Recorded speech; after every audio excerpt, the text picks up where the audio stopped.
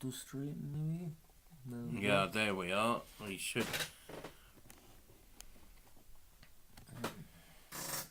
Can you just check on your phone that it's broadcasting? Oh, my phone is off. Oh, okay. You want me? Or I can check, or what we can do is check it. I don't like doing this because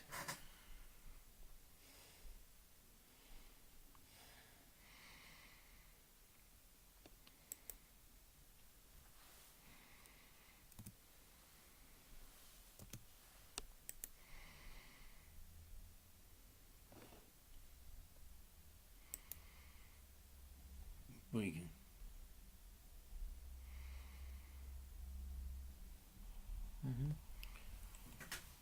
Right, this is just a test. Can you hear us? Right, this is just a test. Okay. Can you hear us? So it's working. Right, this is just a test. Right. Okay, well, good afternoon from London, and welcome to everybody who is watching. This is both a real-life event and also a online event being called by Korean Friendship Association of the UK and the British Group for the study of the Juche Idea, and this is a seminar both on the reality of the DPRK. I'm going to say a few words about recent events in the DPRK and then speak about experience gained through visiting the DPRK.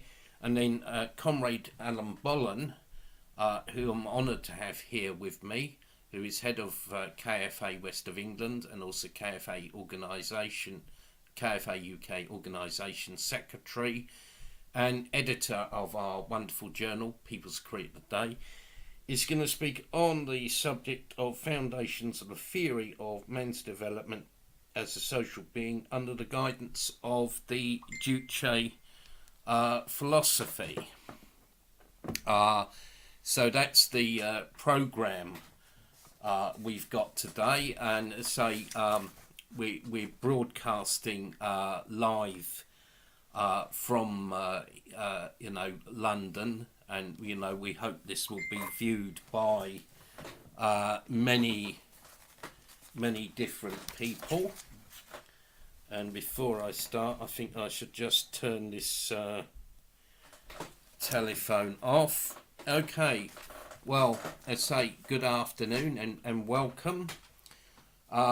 First, I'm going to speak briefly about the speech made by respected Marshal Kim Jong-un, General Secretary of the Workers' Party of Korea and President of the State Affairs of the DPRK and Supreme Commander of the Armed Forces of the DPRK. The speech he made to the Grand Military Parade in celebration of the 90th anniversary of the Korean People's Revolutionary Army, and the parade took place on 25th of April. I'm going to say a few words about it. I'm sure that a lot of you watching saw the YouTube video. Anyway, in the speech, Marshal Kim Jong-un elaborated on the deep and meaningful significance of the occasion, saying as follows: "The founding of the Korean People's Revolutionary Army was an event of national significance that declared a death-defying resistance against imperialism under the unfurled banner of winning national liberation and independence by our own efforts, as well as a historic event that ushered in a new era of the Juche revolution that relies on powerful armed forces. The major meaning of this event is not only confined to the fact that our people, who were forced to live a pitiable life in the turmoil of history, could have their own national army and the hope of their revival. It also lies in the fact that the event declared at home and abroad the steadfast idea of anti-imperialist revolution of the Korean revolutionaries to settle accounts to the end, and by force of arms with those who'd infringed upon the dignity and sovereignty of our nation, and their unyielding will to win the people's freedom and liberation, and the revolution's victory without fail by internal forces. End of quotation. Indeed, the foundation of the Korean People's Revolutionary Army 90 years ago, and its subsequent history and development in the standing regular revolutionary armed force, the Korean People's Army, is testimony to the great truth that the revolution is advanced and defended by the force of arms, which is the core of the Jong-un idea. In his speech, respected Marshal Kim Jong-un stressed the need to carry forward the traditions and history of the KPRA, turning his attention to the tasks and present. Respected Marshal Kim Jong-un pointed out that ideology should be a priority, saying that all the party organisations and political bodies of the Korean People's Army should continue to stoke up the flames of the ideological revolution and focus on their all-out effort on cultivating the revolutionary ideology and spiritual strength of the soldier masses. End of quotation. The emphasis on ideology is a source of strength for today's Korean People's Army. Moreover, it means that the KPA is qualitatively different to the armies of imperialist countries, capitalist countries, and indeed the former socialist countries. Marshal Kim Jong-un correctly called for the strengthening of the capabilities of the KPA. Today, the international situation is very unstable and is deteriorating all the time. Mindful of this, respected Marshal Kim Jong-un stressed as follows, that the DPRK will continue to take measures for further developing the nuclear forces of our state at the fastest possible speed. End of quotation. Moreover, whilst the fundamental mission of the DPRK's nuclear forces is to deter war, Marshal Kim Jong-un said, our nukes can never be confined to the single mission of war deterrent, even at a time when a situation was that we are not desirous of at all is created on this land. End of quotation. This is a most just stand to defend the independence of Juche Korea. It shows that the DPRK is not pacifist or capitulationist. Any aggressive forces who attempt to invade People's Korea will perish. The speech of respected Marshal Kim Jong-un serves as a warning to the US imperialists not to trifle with the DPRK or attempt to invade the DPRK. We applaud this speech of respected Marshal Kim Jong-un and call for its wide dissemination and study. Long live Juche, long live Jong-un.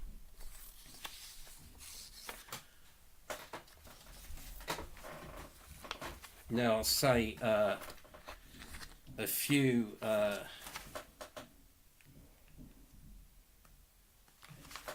words about the recent military parade, and then I will come on to the subject of experiences gained through travelling to the DPRK.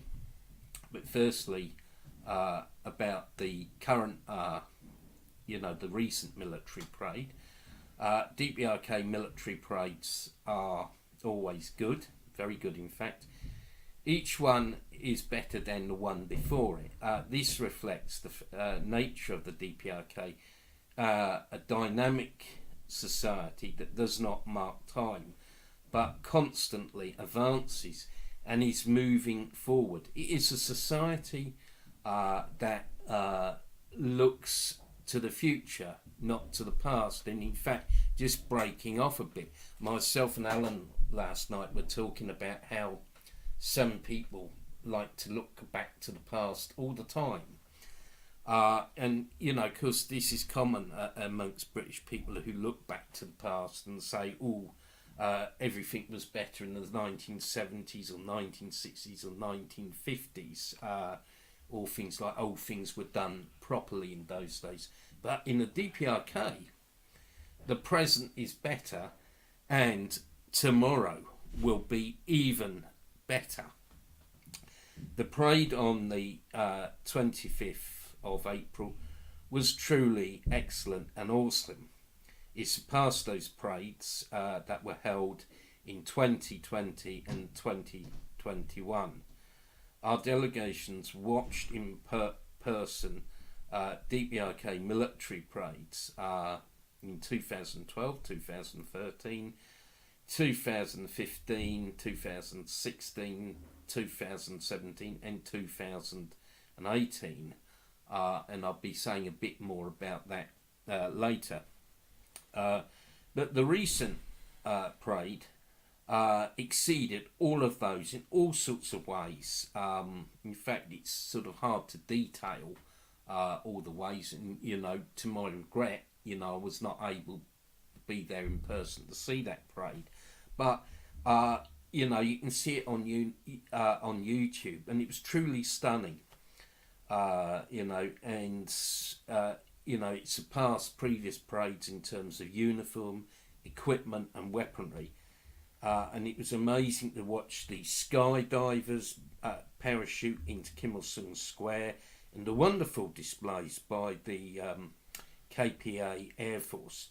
And also the parade was very inclusive and very innovative. For example, it had tracker dogs marching with their handlers in it, you know, something quite new and different to me.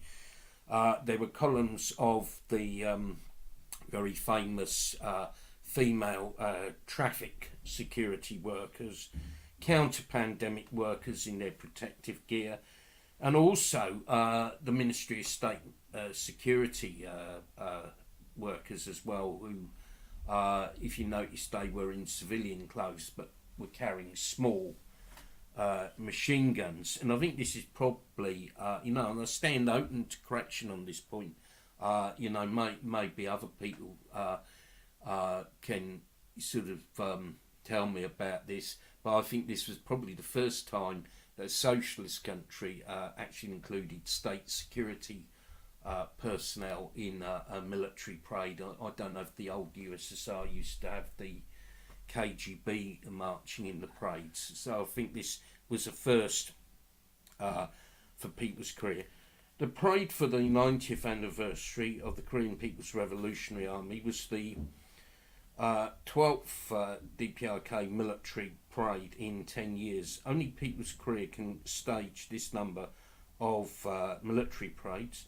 No doubt there's going to be a spectacular military parade in July 2023 to mark the 70th anniversary of the DPRK's victory in the Great Fatherland Liberation War against the Yankee imperialist aggressors.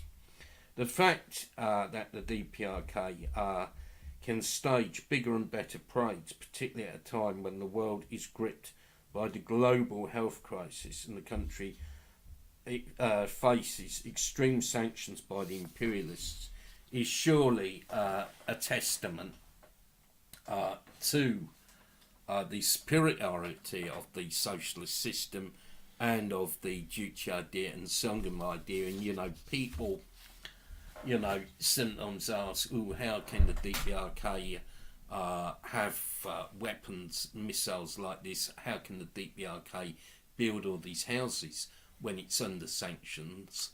Well, you know, the answer is the Juche Idea. The answer is self-reliance. Now I'm going to sort of come on to the actual speech, you know, that I'm sort of down in the agenda to speak on, you know, experiences gained through visiting the DPRK, and I think useful to start off by actually speaking about military parades, you know, because it follows on from what I was saying earlier. And, because it is just one aspect of DPRK society, but it's an important aspect because it's celebrating the successes of socialism and the single-hearted unity of the DPRK. And I think each DPRK military parade is a blow against imperialism and capitalism. Anyway, seeing a DPRK military parade in real life is really something quite different out of this world. In fact, I have seen DPRK military parades in 2012, 2013, 2015, 2017 and in 2018. I was greatly honoured to be seated on the reviewing stand, on the VIP stand in Kim Il-sung Square. This honour is only accorded to members of visiting delegations such as KFA delegations and Juche Idea study delegations. Tourists are not allowed this. In fact, back in 2018, when we were visiting, coming back from our visit to the DPRK, we were, going through Beijing airport to change planes, change to the Air China flight back to Britain, going through Chinese border control. And we ran into a couple of British tourists who'd just been to the DPRK same time as us. And they were surprised when we said, we were able to watch the parade from the reviewing stand. They told us they could only watch it from a side street. And, that is a difference with actually going on a delegation. So I'd say to people watching, if you are able to afford to visit the DPRK, please visit it going on a KFA delegation or a Juche Idea study delegation or a party delegation. Don't go as a tourist because, you will see more if you go on a delegation. My first ever time to watch a DPRK military parade was in April 2012. The British group for the study of the Juche Idea had sent a delegation consisting of 2 people, and we participated in all the events for the 100th anniversary of the birth of the great leader, President Kim Il-sung. And, this was the first ever time I actually went to see a DPRK parade in real life. I'd seen many DPRK parades on videos.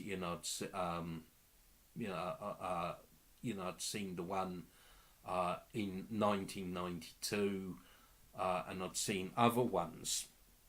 But it was actually quite different, truly awe-inspiring to be there in person. The level of discipline and enthusiasm was amazing. What was impressive to me was the intercontinental ballistic missiles. One missile was named reunification. Our guide, Professor Ree, who was a professor of British Studies at the Foreign Languages College of Kim Il-sung University, said with pride and with enthusiasm in his voice, our missiles can hit Alaska. And, a delegation near us wasn't happy about that remark because, they believed in peaceful coexistence with imperialism. And at the end of the parade, Marshal Kim Jong-un actually waved to us we were within about 20 meters of him. It was incredible. And at other times during the visit, we were quite close to him, and we actually saw him in real life, and even also Comrade Kim Yo-jong, who is now Vice Department Director of the Central Committee of the Workers' Party of Korea. And at other DPRK military parades, we saw Marshal Kim Jong-un, and he waved to us. Each DPRK military parade is different. It has its own unique features. For example, in 2013, during the parade for the 60th anniversary of the victory in the Fatherland Liberation War, helicopters actually flew through the streets of Pyongyang into Kim Il-sung's square, and then sort of banked left over the high buildings and came back through the streets. And of course, I think this was an important demonstration of the DPRK's urban warfare capacities, that it'd be able to wage not just regular warfare, but also urban warfare and also guerrilla warfare. And the parade for the 70th anniversary of the foundation of the Workers' Party of Korea was led by tank number 312, the actual original one. And of course, for those of you who have read up on the DPRK, you will know that this was actually the first tank to enter the South Korean puppet capital, Seoul, in June 1950, when the Korean People's Army actually liberated South Korea from South Korean puppet and US colonial rule. And also I remember planes flew across the square. You actually saw bomber aircraft of the DPRK, which I've not seen before. And also the planes made plumes of smoke that were red, white and blue, the colours of the DPRK flag. So it was very impressive. To watch. All these military parades, they're a demonstration of the single-hearted unity of the DPRK. They show that sanctions cannot break the DPRK, and it's such a wonderful demonstration of how Juche socialism works. And of course, there's a lot more to the DPRK than military parades. And I've been visiting the DPRK for 30 years now.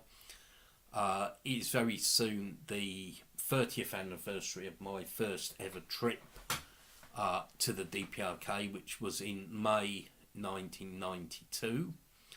And I was invited by the Korean Association of Social Scientists. We stayed at the Juche Idea Academy, and they had invited a large number of delegations from Europe, including a number of Juche Idea study groups, but also a delegation of the PTB, the Workers' Party of Belgium, which I believe has now fallen by the wayside. That's now a revisionist party, but in those days it was quite good. And there was a delegation from Russia, from Poland, I remember the Russian man said that Gorbachev was the girlfriend of President Bush. You know, he was making jokes about it. You know, there was quite a lot of different delegations there. Unfortunately, there was a Danish academic delegation who were not Juche Idea followers and were actually quite hostile to the DPRK and quite hostile to the rest of the other delegations. And I feel, you know, there's an important point, you know, with some people who visit the DPRK, they are, you know, they are hostile and don't actually accurately report what they say, because you know, they represent the class interests of the bourgeoisie, and you know, will get some. Yeah, actually, they are reporting different reality than they see. Yeah, They're reporting that's what they expect of them. The companies, the press companies, the media of the West media. So they not express a reality what actually is, even if they are personally there to see that. They're not writing about the true, they not show the true reality what is. yeah, that's a very good point, Alan, because they just see the DPRK through the That's prism of hostile anti-DPRK propaganda, and they say, and often are from the bourgeois class anyway, so cannot see the advantages of socialism. But anyway, sort of back to May 1992, which was my first ever visit, and I actually, in those days, you could easily travel to the DPRK through Europe. You still had the air choreo flying from Berlin, from the former East Berlin, from Schönefeld airport in the eastern part of Berlin. And I remember getting a BA flight into Germany, getting a taxi to the DPRK embassy, where they gave me my visa and my air tickets, and they took us to Schönefeld airport, and we first, the air choreo plane went to Moscow, and we had 3 hours on the ground in Moscow, and then 8 hours to Pyongyang. But it seemed quite easy in those days. You know, we didn't have to go through Beijing, or you know, it was quite simple. It was wonderful. And you know, at the time I was visiting the DPRK, you know, it goes without saying, socialism had been frustrated in many countries of the world. You know, previously you had a big socialist camp of, you know, about 14 or 15 countries in the world, but, you know, most of that disappeared, and, you know, about 6 months before I visited, the USSR was dissolved. You know, the red flag was lowered over the Kremlin. And I think, you know, people wondered what would happen to the DPRK. There was various negative things saying, you know, the bourgeois press were predicting the collapse of the DPRK. And in fact, I remember, I think August or September 1991, you know, just after the August, what they call the August coup in the USSR, the State Committee for the State of Emergency, there was, you know, an article in Newsweek, or Yank Week as I used to like to call it. I think that's still around, but it was a right-wing American coffee table magazine, you know, sort of thing the Yankees used to read with their coffee and all that. And they said, oh, North Korea will not survive the winter. It will that it will vanish. It won't have enough food and power to last the winter. This argument was based on the erroneous idea that the DPRK got its food and energy from the Soviet Union, which is absolute rubbish. I'll come on to that point a little bit later in this presentation. And even on the left, you had some so-called communists who said, "Oh, North Korea, it's not going to last, it's going to go like the rest."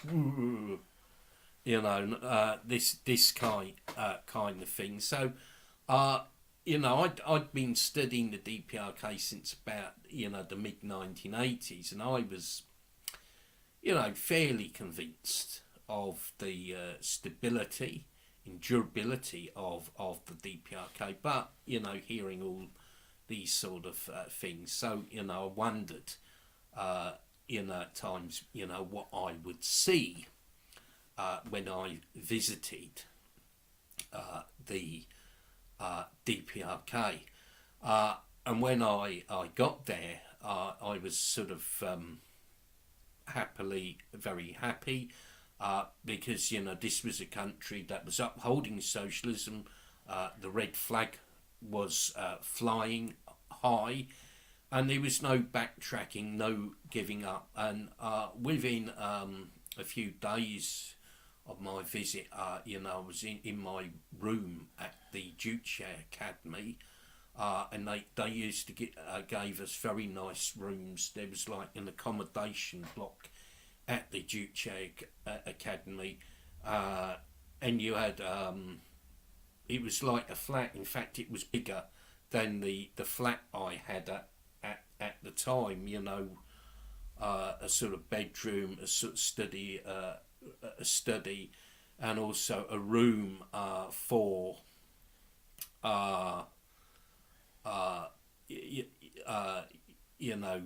for luggage, etc., and a bathroom shower. So I mean, it was quite good. But anyway, in my room night, I was thinking, socialism in the DPRK is totally solid. It's invincible. It will last for 1,000 years, and that was the conviction I got through seeing the reality of the DPRK. And I compared it to revisionist Hungary, which I visited in 1988 and 89, where you had I got off the train in Hungary in 1988, and almost immediately after I just stepped down from the train, black market currency dealers, change currency, came up to me, and Hungary also had dare I say, McDonald's. They're already Western designer shops, people wearing Western style clothing, Madonna and Rambo posters on sale in the streets, anti-communist Western newspapers. Pop culture, pop culture was spread all around. Yeah. But when I went to the DPRK, I can say, honestly, I didn't see any black market currency dealers. And in fact, in my 18 visits to the DPRK, I've never been approached by a person, change money. That's never happened to me. I've, never seen the black market there. But, my conviction was, that the DPRK was not like Hungary or Poland or the USSR or GDR. It was different. It was independent Juche-based socialism. Yes, which socialism in Korean style, the originally only one, which the build up and successfully still is, and is very strong and based on the which would last for forever. And that was my conviction through visiting the DPRK for the first ever time. and they say it was one of 18 visits that I made, and also, I was in the DPRK in June 1994, and we were the last British delegation there while the great leader, President Kim Il-sung, was physically alive. He passed away a few days after we had travelled back to the UK, and of course it was a great shock to us, and very, very heartbreaking, and even more heartbreaking to see our Korean friends on TV crying.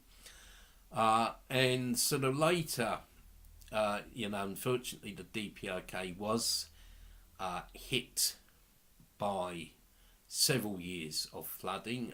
First of all, there was a hailstorm that wiped out a lot of crops, and then in the years later, there were very severe rainstorms, which not only wiped out a lot of crops, about 80% of the crop, but caused a huge amount of material damage, running into the equivalent of billions of dollars. And because it was at this time, the imperialists spread the rumour, or spread not just the rumour, but spread propaganda. Oh, there's mass famine in North Korea.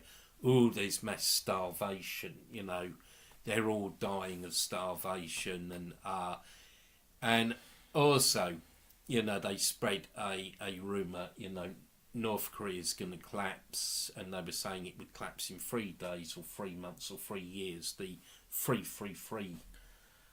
line. And I remember myself and the Secretary General of the British Group for the Study of the Juche Idea, we travelled to the DPRK in June 1996, and I've actually looked it up. In May 1996, the imperialist papers were coming out saying, "Oh, North Korea's going to collapse. It's going to collapse." And again, when we got there, DPRK was solid as ever. No collapse at all. And some people don't like me saying this, but we didn't see anyone starving. We didn't have anyone come up to us and beg for food. We didn't see people going through dustbins to get food. Now, I was in Brazil, at the end of last year, and I was shocked because people there came and begged not just for money, but to actually be bought a meal. You can find it in any UK, kind. Well, the UK, we've got food banks. We've got food banks, but in the DPRK, when there was supposedly this famine, we didn't see anyone starving. I'm not denying that the DPRK faced very serious difficulties, faced challenges, but because it is a socialist country, they were able to make sure that everyone got enough to eat. And in fact, we were told that food was being supplied to people at very low prices, virtually next to nothing. Yes. Socialist state is look forward the people, ordinary people. And I remember we visited a farm in the DPRK, the Sunan Collective farm, and in fact the other member of the delegation, he made a joke. He did an impersonation of an American accent, said, "This is Doug Turner from CNN. I'm here in North Korea. Everyone's starving." And, we didn't see starvation. We saw crops growing well. We were told that the output per hectare of grain was, I think, 8 tonnes, which is actually quite a high level. And we had a talk with the chairman of the collective farm, who said that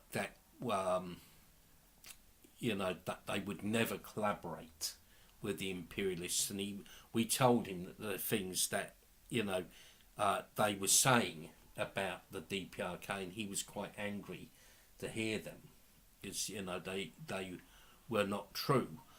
What we did see was the DPRK was trying to grow food just about everywhere, in the grounds of the Juche Academy, in the grounds of a hospital, and we were told we could only have one cup of coffee per day, because DPRK did not produce coffee itself, so it had to be imported. But basically at the end of the day, the famine was a lie of the imperialists. And I went back to the DPRK 6 years later in 2002 for the 90th anniversary of the anniversary of the birth of the great leader President Kim Il-sung. And I remember going having a walk with my guide, Mrs. Pak Sung-ok, along the street by the Koryo Hotel, and there was people doing karaoke on street corners, and kids with these great big ice creams. I saw the kids with the ice cream, and I just remembered reading a report in the media, everyone's starving. Now I thought, what? This is not what I'm seeing. And I said to my guide, do you realise that they say that everybody's starving in the DPRK? And she said, she sort of clicked her tongue and said, the problem of the Westerners, she said. Anyway, 2002 trip, I also saw something very amazing. I went to a DPRK mass game, Ariang, and it was my first time to see a DPRK mass game, and that was something incredible. It was in the Mayday Stadium, which incidentally, although the DPRK don't boast of this fact, is actually the biggest stadium in the world. It is bigger than the Manchester United Stadium or the Emirates Stadium or things like that. So we went there at night. Lots of people. So it is a massive stadium. You can easily get lost there. And I was quite tired, a bit rather jet lagged, but watching the mass game sort of drove away my jet lag, and I sort of concentrated and focused on it, and it was so wonderful array of colour, and it was quite incredible, and I was able to see the Ariang again in 2012 twice, in April, and then in September, because I went back to the DPRK in September 2012, and it was quite interesting because the guide I had in September 2012 actually told me that she'd actually been a participant in a past Ariang. She'd been a dancer in it when she was at university, and she was dressed as a girl sailor with a drum. Quite amazing, to have a guide who'd been an Ariang dancer. But that's something quite interesting in itself. and it proves that in the DPRK, everyone is a participant in society and the wider world. And it's not just a few people. It's not just an elite in the DPRK. Because I think one point I think I should focus on, rather than giving a blow by blow account of every single visit I've had to the DPRK, is to look at some of the propaganda they say about the DPRK and contrast it with what I've seen. And one of the things, and we were talking about it this morning at breakfast, one of the things they love to say about the DPRK, the elite, everything in Pyongyang is for the elite, and if anyone is seen with anything good in the DPRK, just for show, they saying. It's the elite. But another this, my visits to the DPRK, I could see that was not true. In 2008, I went up to the International Friendship Exhibition in Mount Moihang, which is far from Pyongyang. Went up in the car. I mean that the International Friendship Exhibition in itself is an amazing place.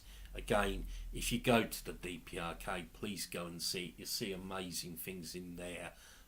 It's like a mini history of the international communist and working class movement. You've got, car from Stalin, from Malikov, a train from Chairman Mao Zedong, all kinds of things. But anyway, I digress.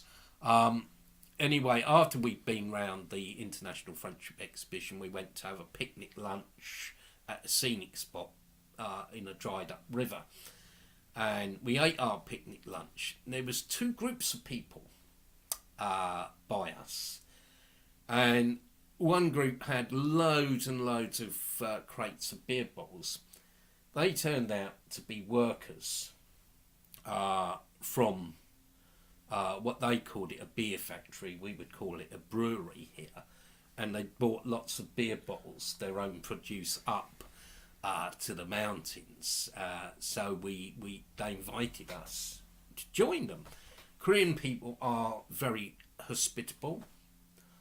It's part of Korean tradition, even before socialism, to show hospitality to visitors and to treat them well. So they invited us to join them and have some beer with them and some food, and also later to sing songs. And they were ordinary workers. I mean, I was quite impressed because they had their own gas barbecue, no trying to play about with wood or charcoal, do it the easy way, a little gas stove, and also a camcorder. And the imperialists say all DPRK is, people living in poverty, low standard living, but they had these things. And we talked to them, a bit of banter. They made a joke to me. They said, we want, you invite us to London, we want free tour of London. If you don't agree, we'll expel you from the DPRK. And then there was another group of people who I noticed, the men were quite beefy looking, quite muscular. And they turned out to be coal miners. So they invited us to come over, also gave us food and drink. They was drinking stronger liquor than the brewery workers. They had soju, which I think people watching will know is a Korean spirit, a little bit like vodka. And they were giving us lots of soju, and I talked to them about Britain, about how miners used to be regarded as the vanguard of the working class in Britain, and also about how Mrs. Thatcher destroyed the mining industry in Britain. they said they were proud that miners are the vanguard of the working class movement. They had a long talk with them, but both groups of ordinary workers, enjoying life, enjoying the benefits of the socialist system, and of course we had to go into a hotel and get some coffee before we travelled back to Pyongyang after all the drink. But that makes the point that DPRK is a society for the people. And another, they like to say that Pyongyang is only for the elite. I noticed that they never ever define what they mean by the elite in the DPRK. Is it any party member? Is it just members of the Central Committee or what have you? The Workers' Party of Korea is a very big party in the DPRK. It's got millions of members, and most families will have at least one party member in the family. So the party's not an elite. But anyway, Pyongyang is actually a city of workers. It has many industrial enterprises there. It has the Kim Jong-suk textile mill, which is a big textile factory in the DPRK, very, very big. But not just that, it has 2 power stations, it has a locomotive work, a trolley bus factory, shoe factory.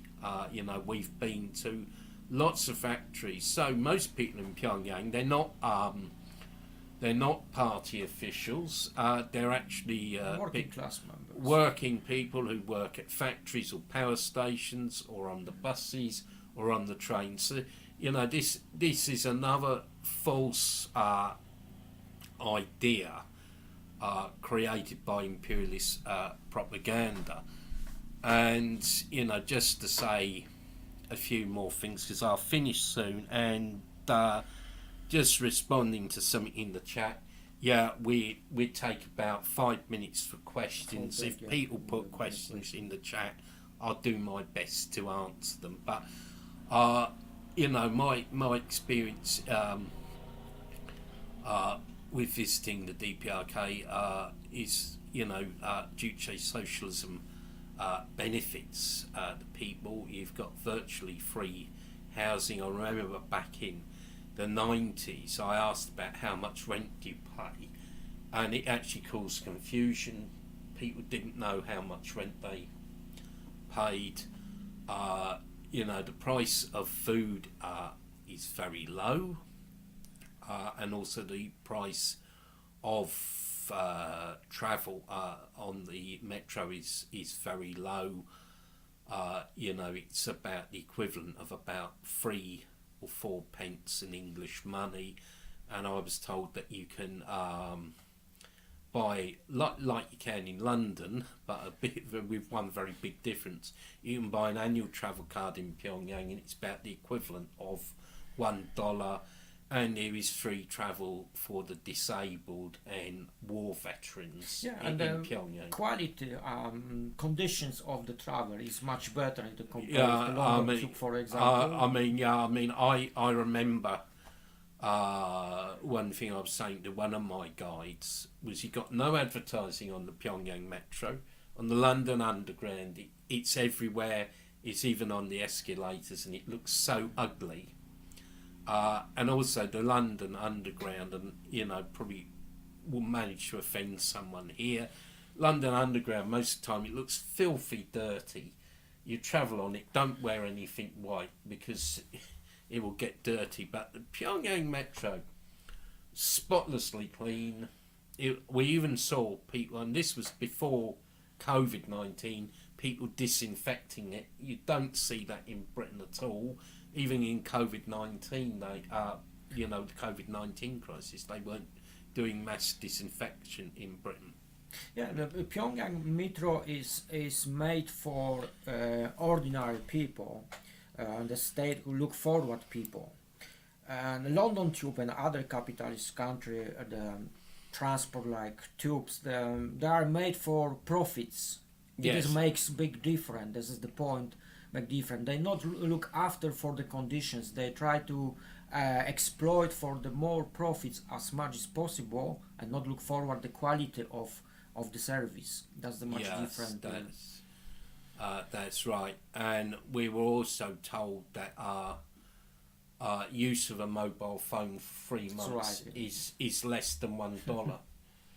You know, although you know the phones in the DPRK, they are relatively expensive for people to buy, but the actual what you pay to use them is very, very, you know, incredibly cheap. Low cost, You yeah. know, unlimited minutes and unlimited text, and that was one thing I learned on one trip to the DPRK, and I'll say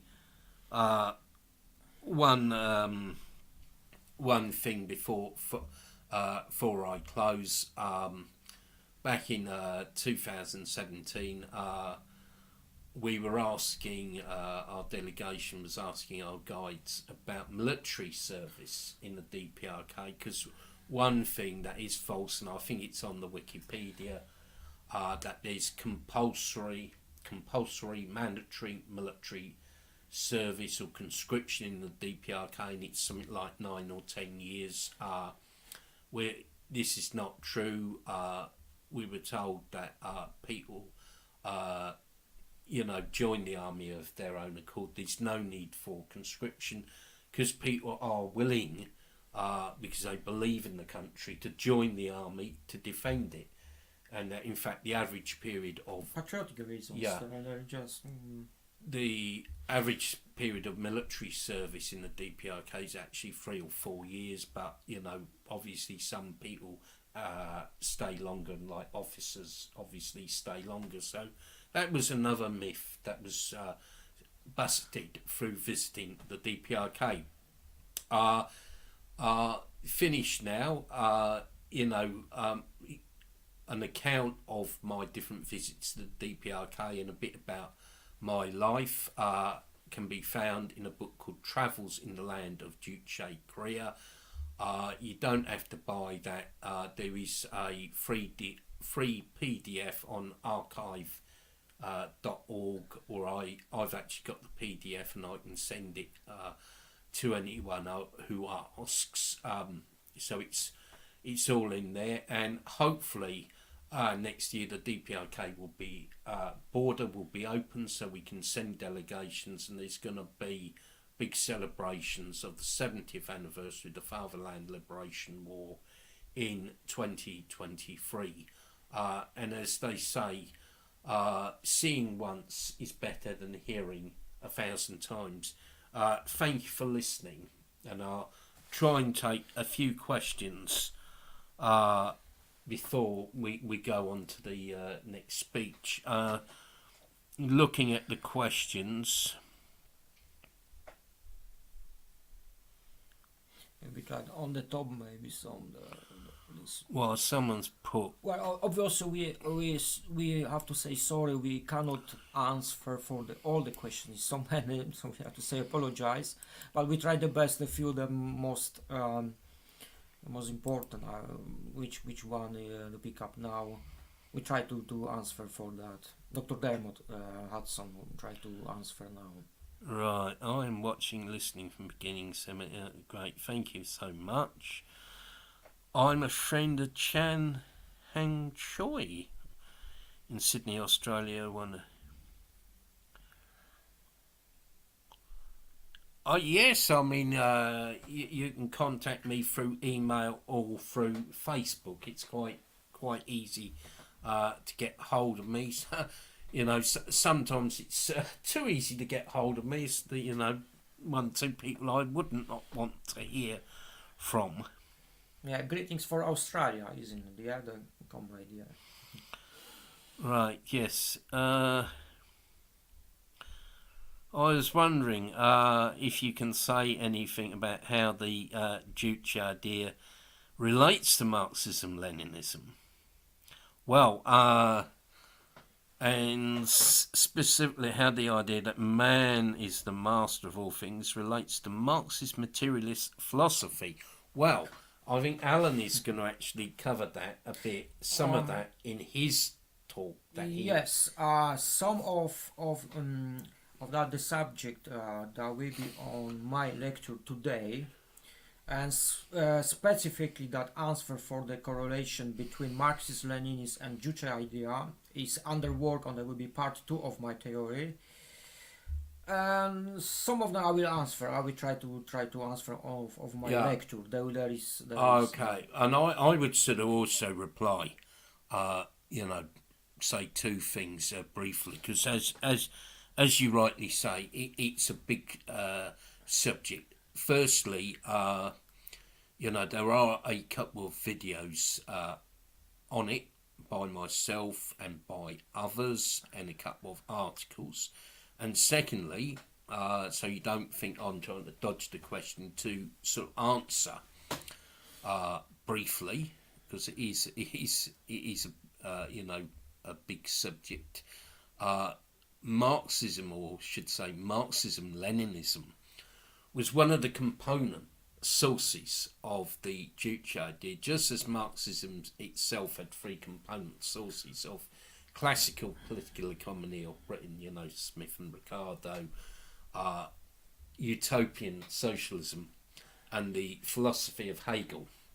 As the 3 sources, you can say that in fact Juche also had the 3 sources, of the Marx, of 2 sources, Marxism-Leninism, and the idea of Qi-Wan, which is the idea of aim high, which was started by the standpoint, President Kim Il-sung's father, Kim Hyun-jik, who was a Korean nationalist. But at the same time, he was inspired by the October proletarian socialist revolution in Russia, and he was starting to turn away from nationalism towards communism.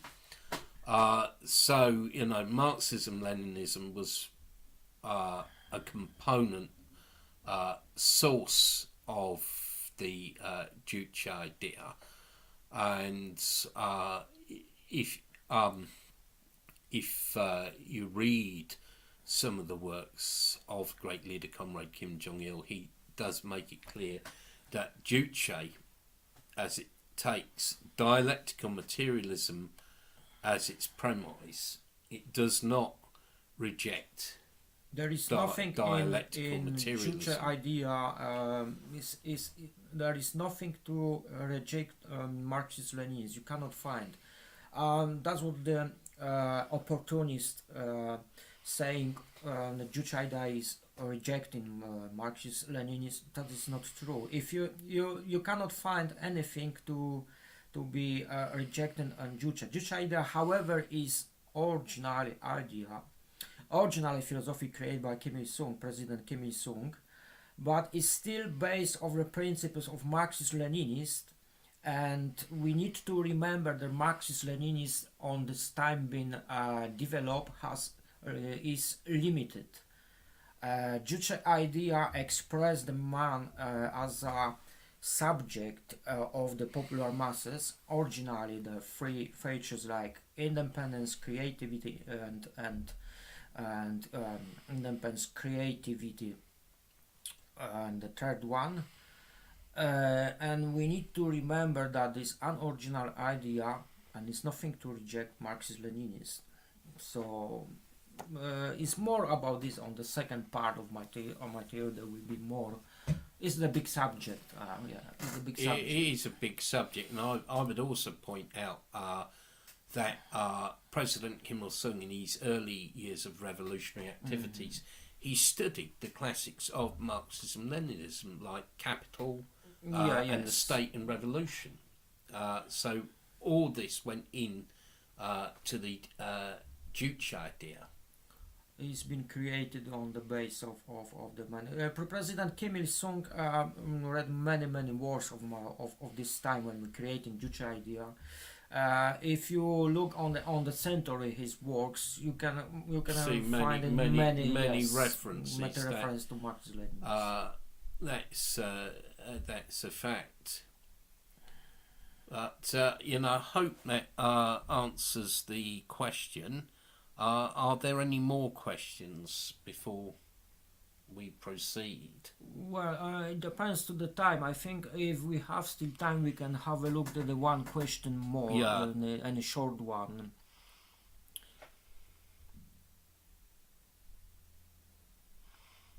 No, see. He seems to be.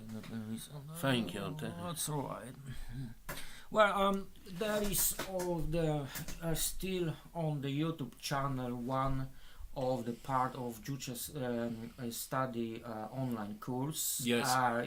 Is We dealt with it in one section, and I would also announce that shortly that course we've turned that into a book, and we will be publishing that soon. I don't. And I say that was we did have one section. That is on one that section, especially on the subject. Yes. But I mean, I think what's happened is some, dogmatists and ultra leftists have unfairly attacked the DPRK as a reason to find fault with it, and dare I say, I think in some cases just looking for an excuse not to show solidarity with the DPRK. Ooh. It's looking for anything to prove they're something against, hostile, and just trying to prove that subject that Juche is against Marxist-Leninist principle, but it's absolutely not. You can. So this is another example of the hostile activity of the opportunist trends and capitalist states. And yes, that's what it is. Yeah. Right. Any more questions? Please, if people have got questions, please go ahead now. We try and answer them.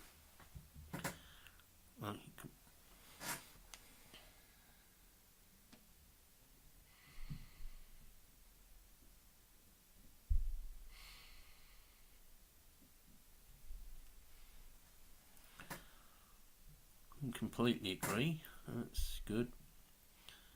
I don't, it just give people 1 or 2 more minutes. That's all right. Yeah. For questions. Because I'm sure they got questions. I mean, I'm not sure how long it will take for your talk, Alan. It takes minimum maybe 30 minutes. Maybe 20, people 30 minutes. Can ask questions after that. Mm-hmm.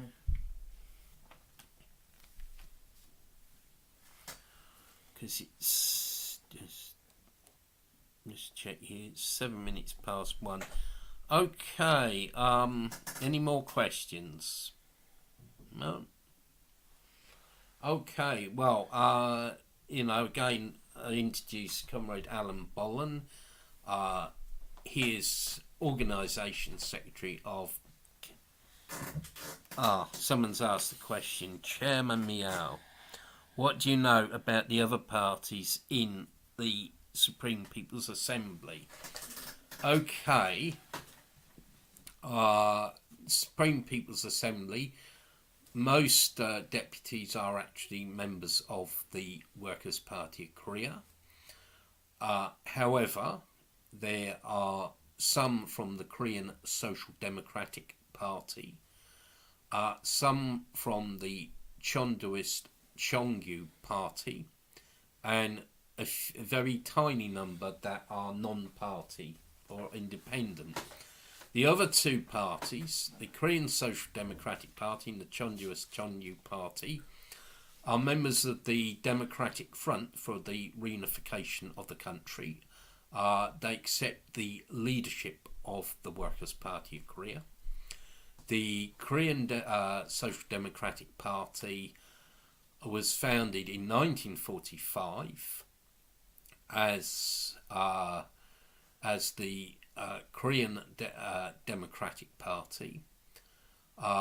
It was a party basically composed of people like the petty bourgeoisie and business people, and also Christian believers.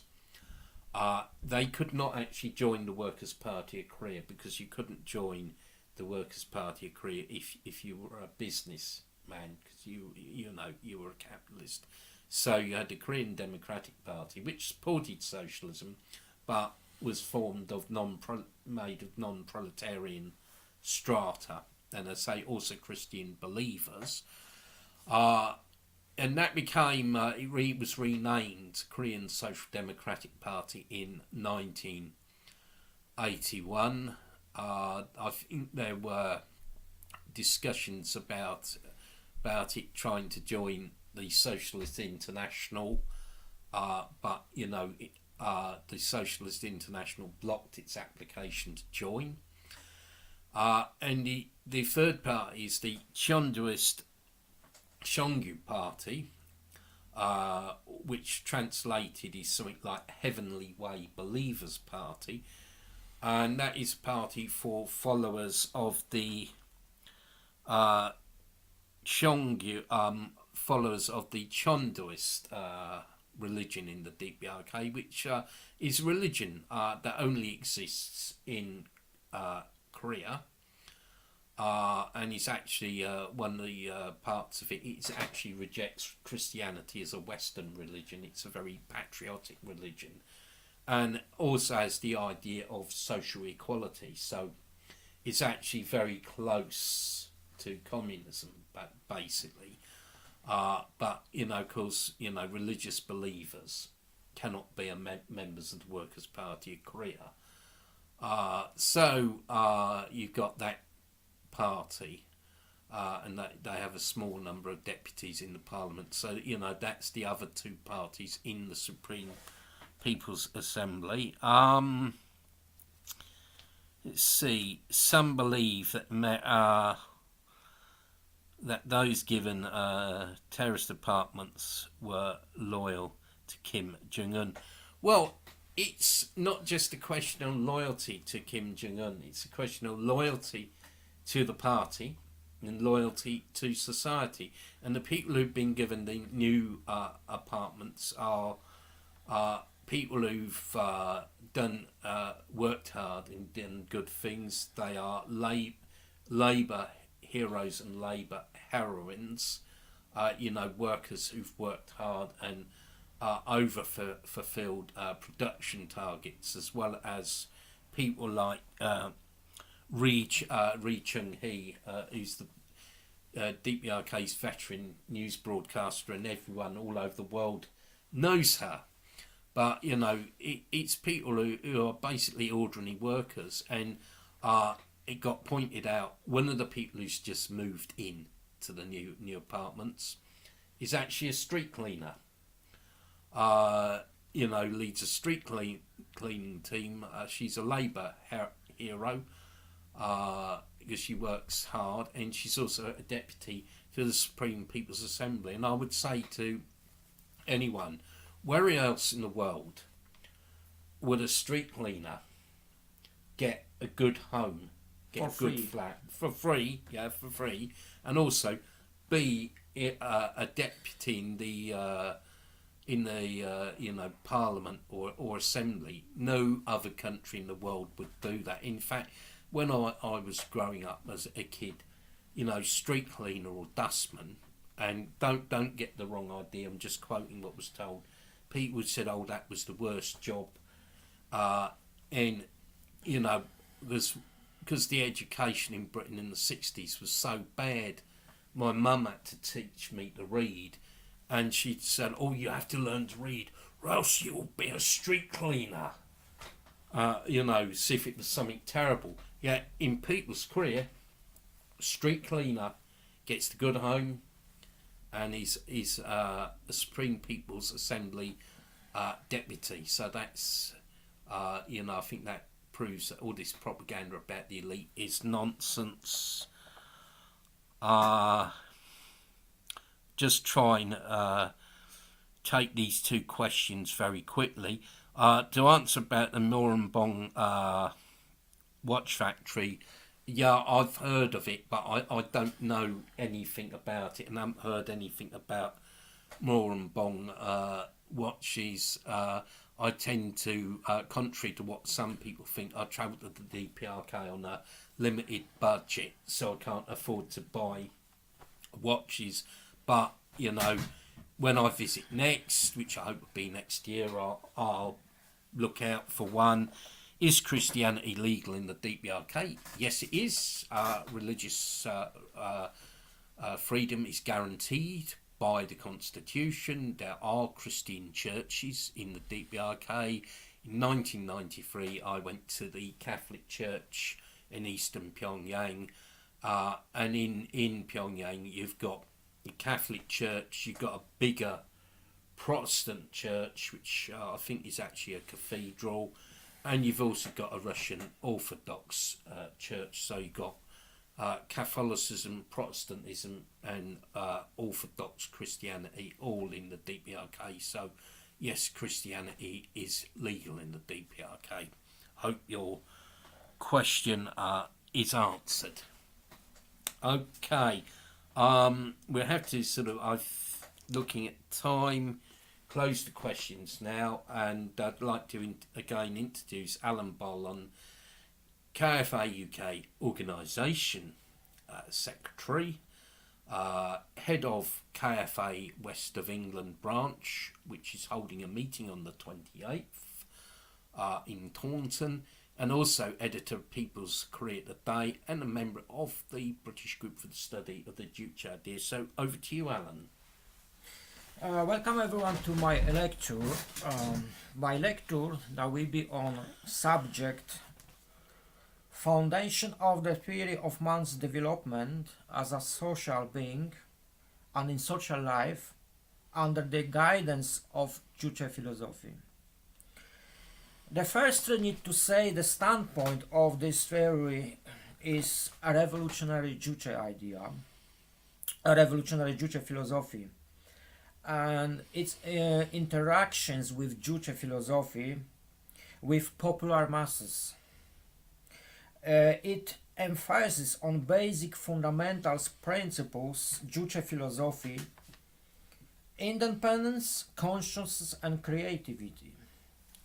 The theory also completely agrees with the Juche philosophy and based on fundamentals of the three main principles, independence, consciousness and creativity, which explains the progress and also brings understanding wider view of aspect of work in society and the basic factors that determine that process. The theory confirms the thesis that the revolutionary philosophy of Juche is philosophy to explain us social process in popular masses. Under dialectical and universal laws, as are the basis to Marxist-Leninist ideology. This theory confirms the thesis that the Juche revolutionary philosophy explains the laws of social development, laws of social life that are followed by the masses of the people.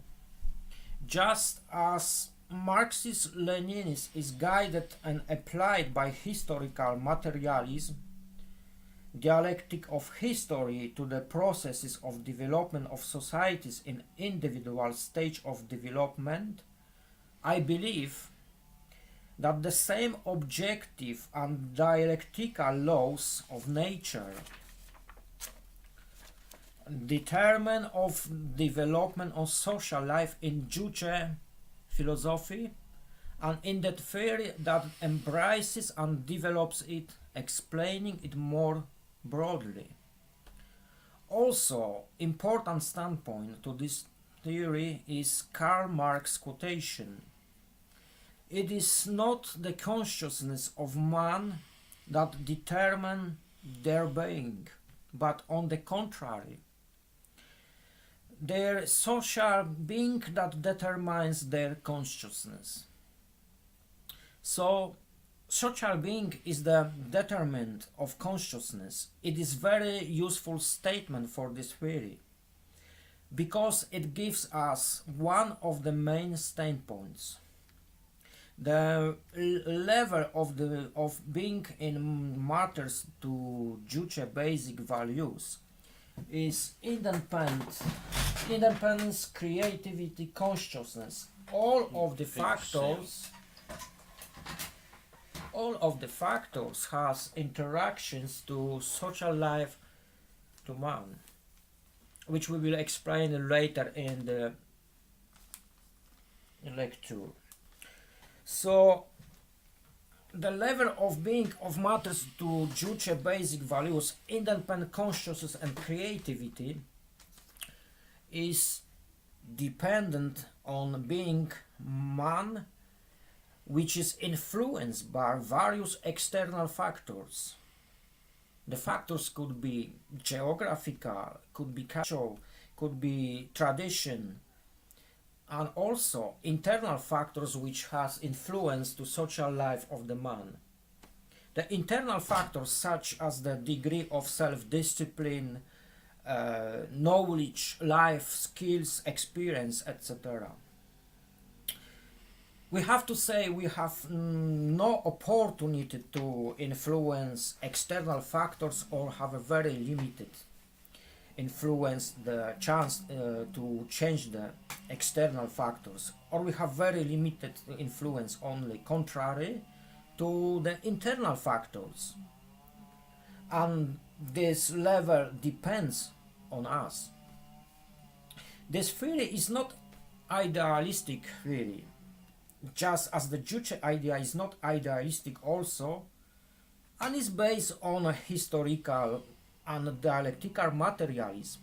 The same Juche idea is an original philosophy in which the objective laws of the nature of dialectical processes operate the same. That theory values independence, consciousness and creativity being the subject of research in this theory are not idealistic. They are not idealistic value, which I will prove later on. No idealistic terms, but definitions of social processes and states in relation to the masses of people and the individual of man. These neither idealistic beliefs nor religious ideals, rather these values are the result and specific state of existence of a social situation of the man, of the life situation, which is derivative of physiochemical processes in a human being of every man. These physico-chemical processes in the minds of the people are dependent on their existence, on their social being, which proves marks on objective external and subjective internal factors. It also proves materialistic character of this theory. In order to see the values of the Juche idea in social life and this theory correlated to the Juche idea, one thing must first understand what social life is. Social life, as scientists explain, is next to biological life the basic domain of every human being. We come into the world among other people and we have interactions with others all the time of the life. Social life is domain of the human being. Animals' life is certain community, although there is certain hierarchy in it. There is not real and fully conscious in the animal life. Fully conscious relationships between group members on animal doesn't exist. On the other hand, human social life presupposes the formation of social bond with certain permanent relationships. Social life has impact on a few conditions: biological, geographical, economical, and also cultural. On the basis of social life, important role is played by environment as economic foundation with various forms of organizations that unite people to the social activities. For example, simple material forms of being alive are flowers. Flowers also alive, but apart from whether they have any awareness, scientists questions, it is scientific question they have or not, at any small and limited level, they don't act consciously in their existence like humans. Animals have limited level of consciousness focused to fulfill their biological needs only, and acting according to instinct. However, in comparison to animals, the existence of the life form as flora and the plant world is the lower level than the next and higher ladder of the evolution of the life of nature in animals. Human, with his mind in original product of nature, materials evolution, and mind functions with the original way of working on out, is the highest product of nature evolution. Now, when we define social life generally, we look into Juche philosophy in order to see and understand the implication, interactions and connections between Juche idea and man in terms of social life. The level of social life could be very high in a country like DPRK, as we see why later on, or could be minimal volume or not exist in society whatsoever. There is no contradiction to the man's future, who is social being from the time he is born. It is exactly dependence on this level of social life on an individual, each person. It depends of other factors, but the man is the main factor. These factors are not just only describe general conditions, geographical, cultural and economical. The factors also specify conditions to be included in the characteristic of human being as a social being, which just the Juche philosophy stressed out and guided us. Three basic principles of Juche idea are the main values of this phenomenal pro-human philosophy, and they are future of the life of social being, and they are independence, consciousness and creativity. So we can say the essential futures of man, like I said before, are independence, consciousness and creativity. These futures qualify man as a social being, not just material being. The social life and its level intensity is expressed in exposition of the philosophical principles of Juche in individual and also in collective life.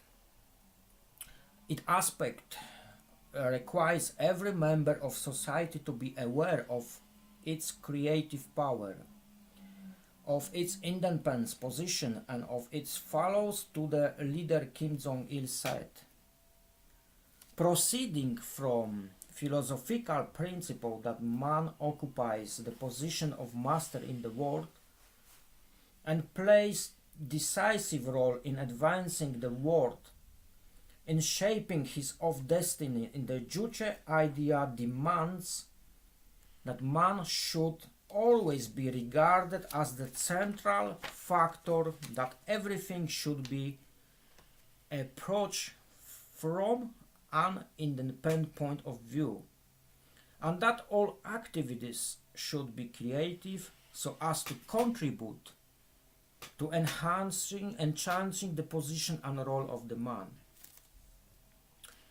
Does it mean man in capitalist society has no social life? No. There is still a level of social life and participation for it, but it is limited. This limitation arises from the exploitative nature of the economic system, which by operating not for the satisfaction of human needs as the main goal, but for profit, creates barriers and a limitation to the development of social life of the individual and society as a whole. Now we move to a wider explanation of the theory in relation to the man as a social being. First, in order to explain by the graphical way how the three basis principles of Juche Idea implicate to progress to man as a social being, we should bring Maslow's hierarchy theory, hierarchy of the needs. Maslow, a Russian scientist, 1943-1954, in psychology shows us 5-type model of human needs.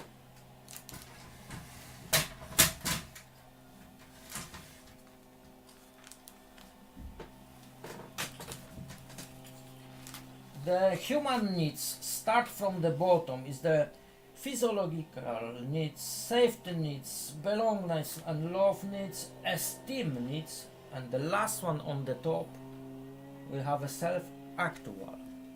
This is the starting point to my theory to understand how is the correlation between social life and a man relative to the Juche idea. So, the essential point taken to my theory is the argument that if the lower human needs are fulfilled, man is start to be aspired for fulfill his higher stage of needs. We see that if man is to have to lower stage needs fulfilled, he starts to achieve a higher level of his consciousness about being and aspire to higher level of existence, characterized by progress in creativity. Whether man is hungry or thirsty and without providing the place to live, sleep or clothes, or other basic necessities, will think about other needs of higher order such as culture, books or philosophical discourse? Of course not. The same if man has reached a higher level of self-awareness as a first in fulfilling the basic needs, and growing consciousness is the ability to start making the changes in order to transform the world. To transform the world in the creative way. Now, I'm going to make similar to Maslow, the Russian scientist, statement as the principle to my theory. To show graphically the above statements of my theory is the third graphic here.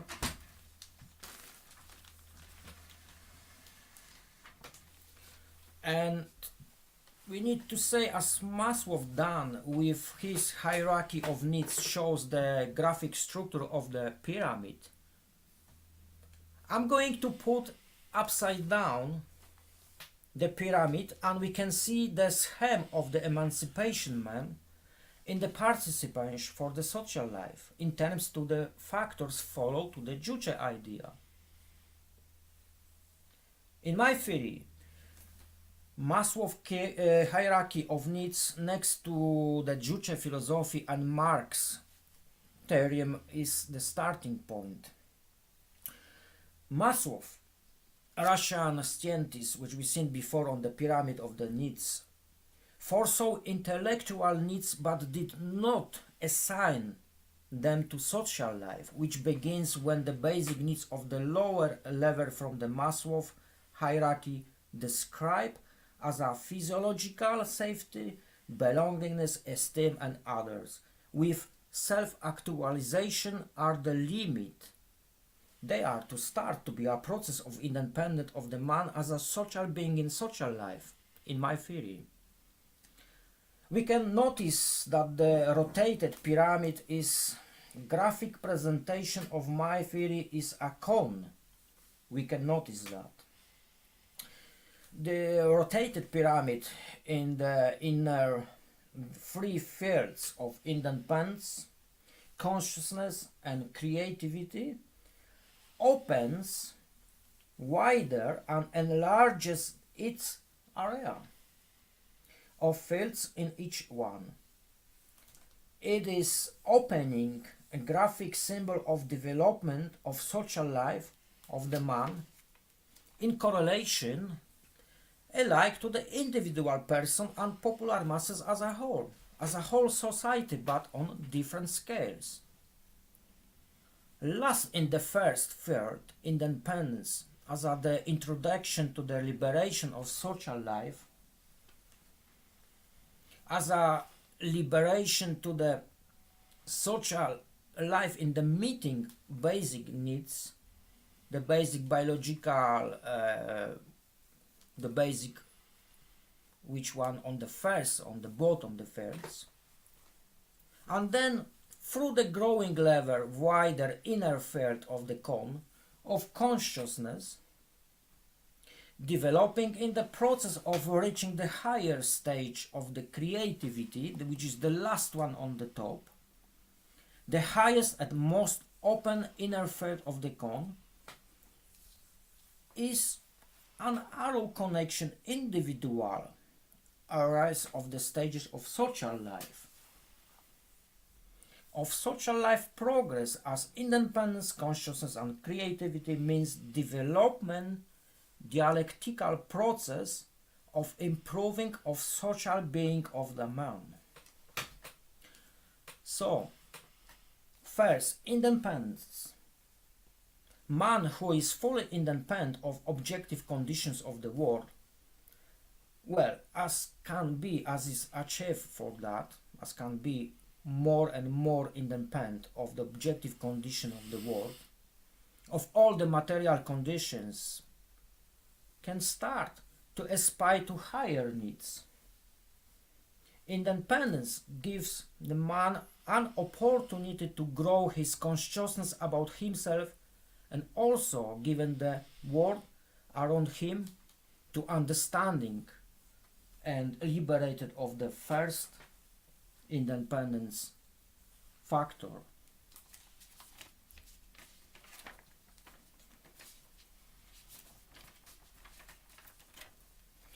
The next stage, secondly, consciousness is growing process from independent life when the first physiological biological needs are completely fulfilled.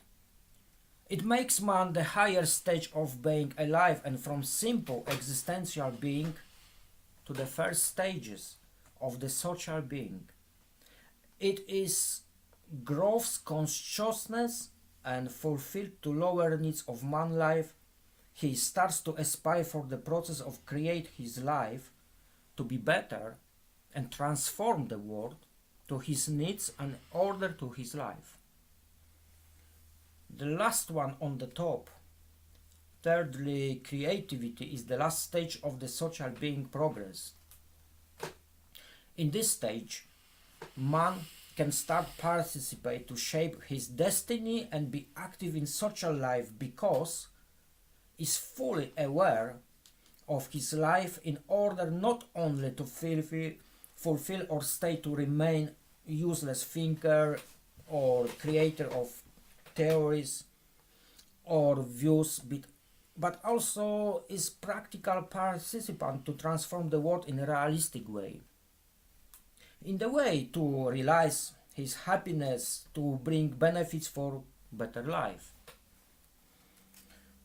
My argument, these factors such as independence, consciousness, creativity, they are all stages of development of social life and its determinants relevant to every man in social being life, to every social being, social man. As we see, DPRK society maintains high level of social life, the level of smaller communities, local smaller communities, and also in social life through the country.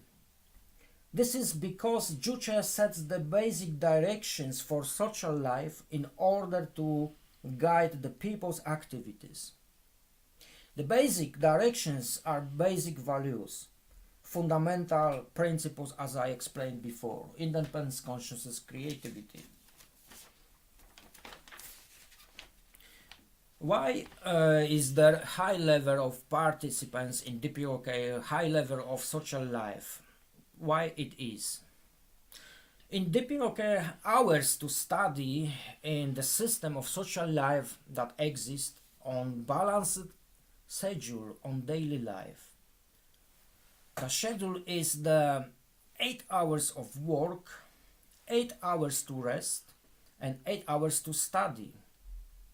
It gives to people proper balance in life. The balance between the work and free time is enriched for the third aspect of life, study time.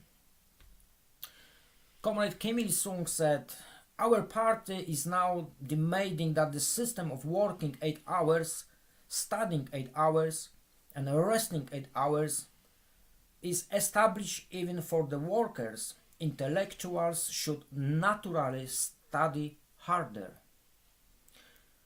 In capitalist countries, if we look into the most of the working class daily life, the balance is not exist, and the time of daily life is dominated mostly by the work, by working hours to get enough money in order to provide as much fulfillment, sometimes not so even, to provide the basic needs like shows on the Maslow hierarchy on human needs, biological, food, whatsoever. That is on the bottom of the pyramid of the Maslow, when that shows before. The more evaluated factors of the life as a human and social being cannot be expressed and are suppressed, unlimited, dormant. This doesn't mean, of course, that man does not have this characteristic. It doesn't mean like that. They still exist. They are still there, but cannot develop and grow in the proper fully way. In the way of the liberated way, because lower stage needs like biological, physiological, they are the main one.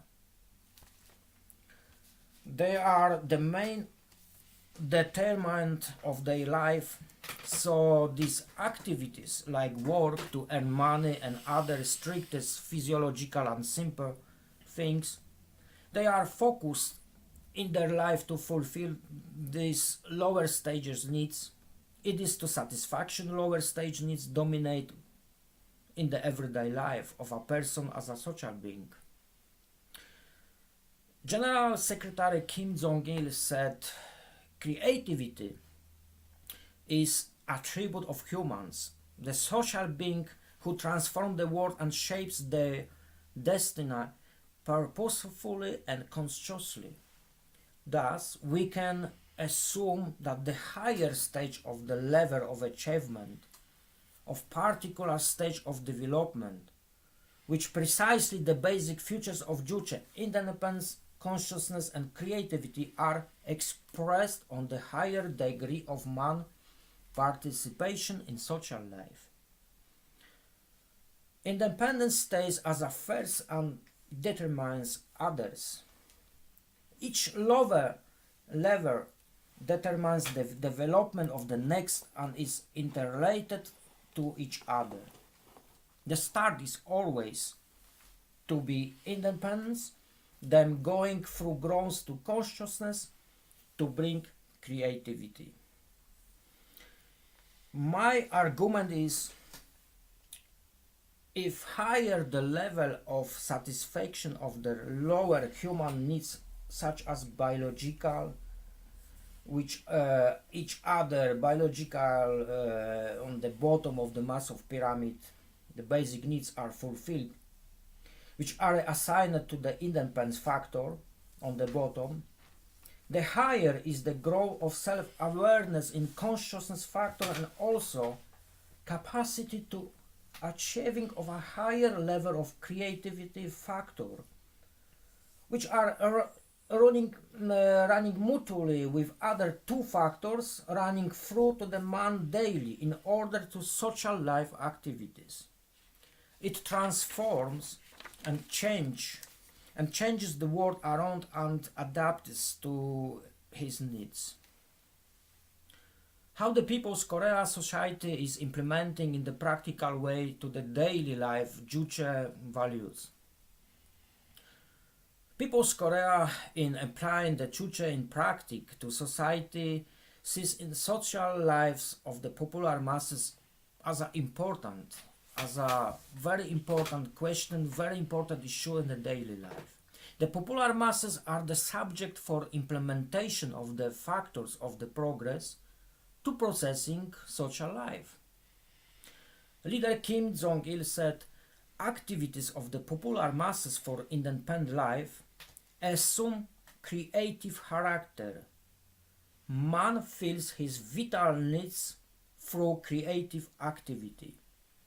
So we can say people in DPRK are aware of their historical mission to their country and also play decisive role in creating man-centered outlook to their life collectively and individually. They feel vital needs by being creatively active in social and economical country life. Popular masses are united by all individual needs and aspiration play decisive role in their social life, realizing values of the Juche philosophy in every day. The main organization to organize social life among the masses in People's Korea, of course, is the political party, Workers' Party of Korea. Juche philosophy that puts man in the center of the attention and its timeless values shaping their destiny and guides them on the road to achieve happiness and national prosperity for the DPRK. Is the question, DPRK society fully independent, conscious and creative? Is it? Is DPRK fully independent, conscious and creativity? Yes, it does. It does this by fully satisfying the basic human needs, not only physiological, but also social and therefore on higher orders. Therefore, the three basic determinants of social life, which are also the basic principles of Juche philosophy, independence, consciousness, creativity, only in conditions under socialist state system which is in the DPRK, can fully develop and shape man as a liberated social being in the process of transforming the world for his needs. How does Juche philosophy manifests itself and functions in the social life of man? By developing the main factors of a higher level as independence, social consciousness and creativity.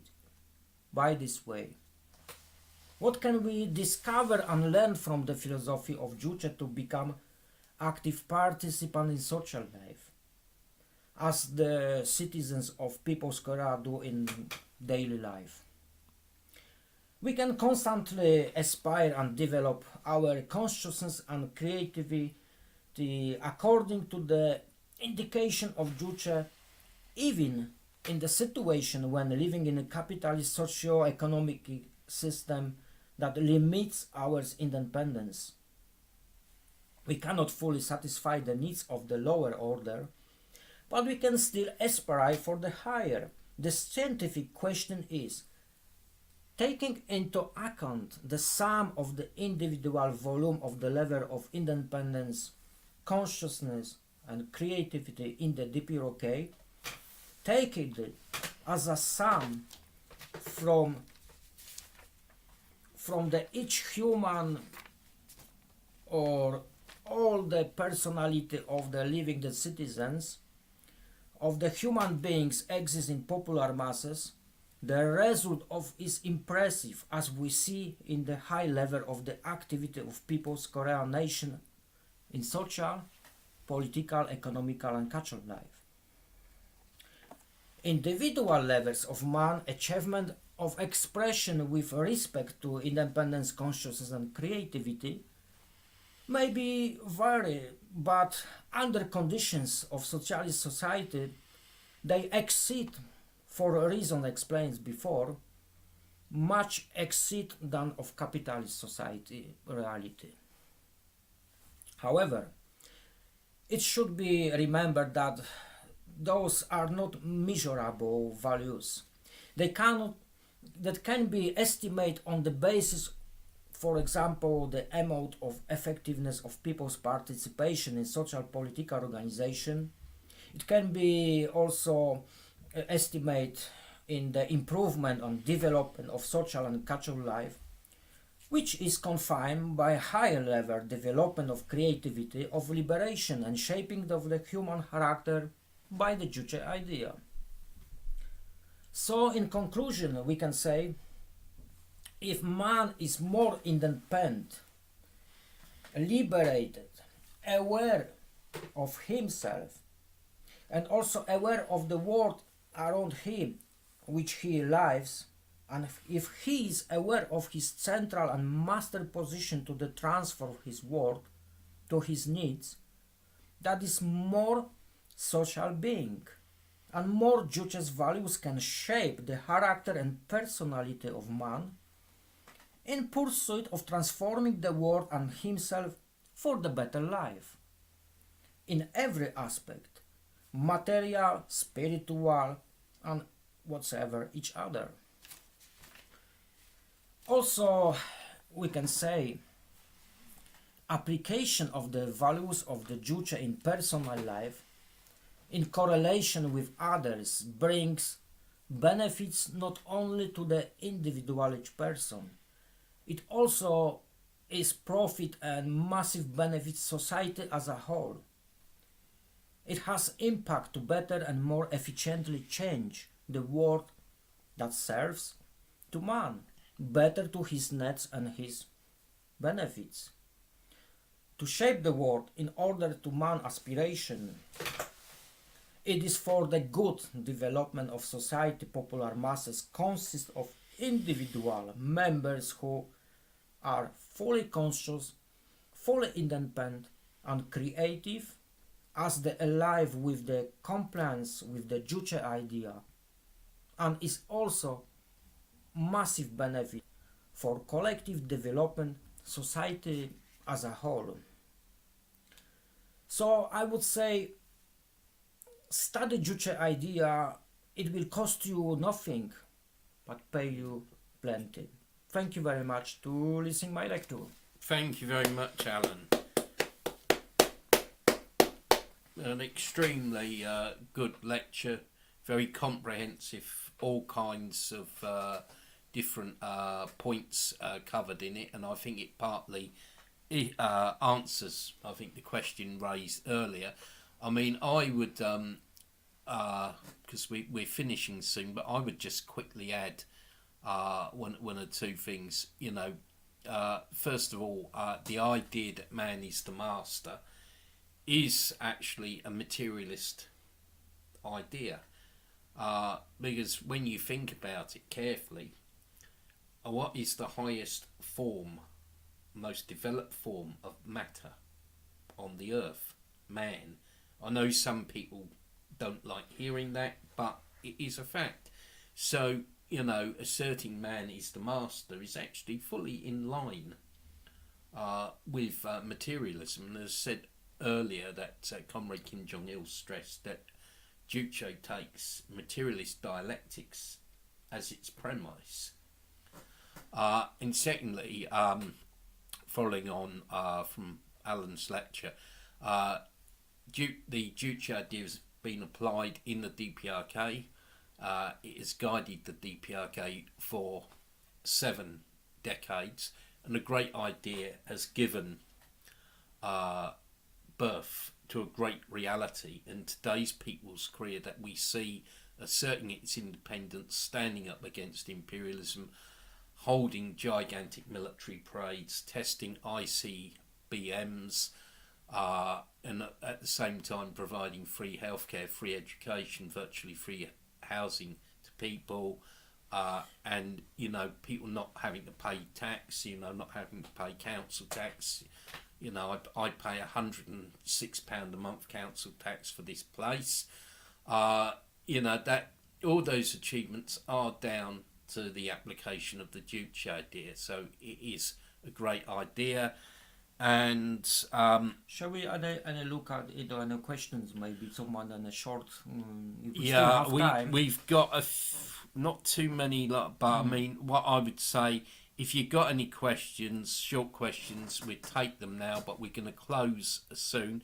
I would also just say, you know, so it come up in the discussion, yeah, we're going to have more online events. This one has worked quite well. We're slowly getting the hang of using StreamYard, which is new to us. So we'll be using this format probably again, and also we do use Skype. And with online events, what we're going to do is Saturday, some of you will know, we're actually picketing the hated BBC, the British Brainwashing Corporation, who are the major source of lies and demonisation about People's Korea. We're picketing that, but some of our people live far outside London, and because people outside the UK want to hear our voice, we're going to do an online meeting, 7 p.m, 1900 hours, British summer time. You know, be different times in different countries. Look on our Facebook and Twitter feeds for that event. We're doing that through Skype, but we'll have another meeting like this through StreamYard YouTube live stream. We've also got the meeting down in the far west at the end of May. We try and film some of that, put it on YouTube, or perhaps even ambitiously even try to live stream it if we can. Might, you know, if we see that it's more interesting people about more the live streams, so we can answer more. Yeah, but I mean, we're definitely going to be doing more online stuff. That's a fact. We're committed to it. So yeah, look out for more online events. Yeah, so if you have any questions regarding to this lecture or anything to Dr. Dermot said, please go the online, leave it the question. We will try best to we're answer. Trying to answer it. I mean, the text version of this lecture is available also, or there will be put the link, that we will copy the link and put there. That is on we can put the link up on the sort of chat or description of this one, and probably also put it on the page and on Twitter. I mean, generally, I think this has worked very well. I don't know how many people are actually watching and actually. I haven't been concentrating. I can't. We have a look then. I can't see, but also the thing is, the good thing about this is YouTube will save it and it will be available for people to pick up when they can. That's all right. Mm-hmm.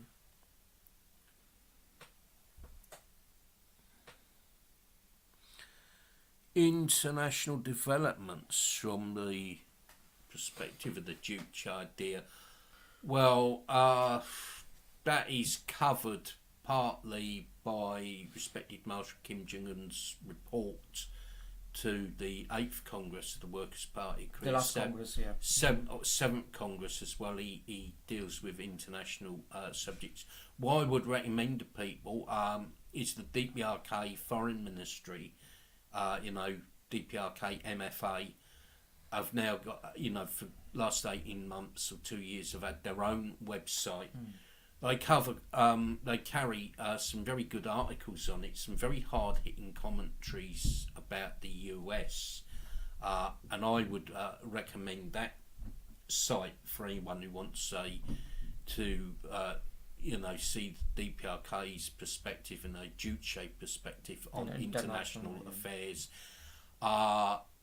Again, I don't want to sound like I'm trying to promote my books, but my book Career of Juche does have a chapter on the DPRK's international relations, not just diplomatic relations, but all the economical and all its support for national liberation movements, which again is quite comprehensive and very much, I think, for socialists and communists in the West, I think a bit of a unknown story. People do not realise that in 1962, DPRK embassy staff in Cuba were ready to fight alongside the Cuban people against the Yankee imperialists. That's just one small story. In the latest decades, well, again, the two, I would say different DPRK statements and reports to the congresses of the WPRK, and we always try and carry any commentary from the DPRK on international issues on our websites.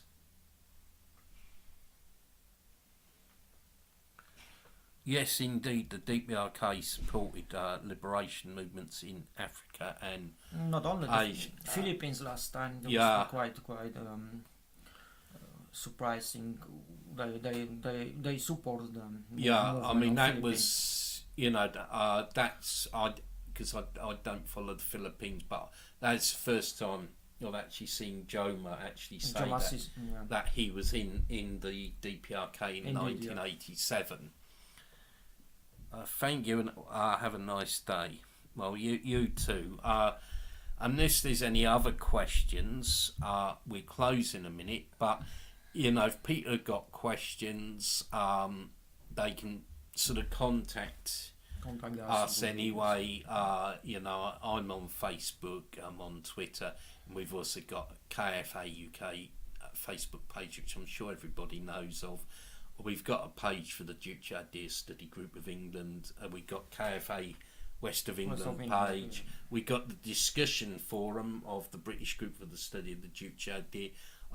You can contact us. Yeah, and we have monthly magazine, People's Career Today. People's Career Today, so you can contact us.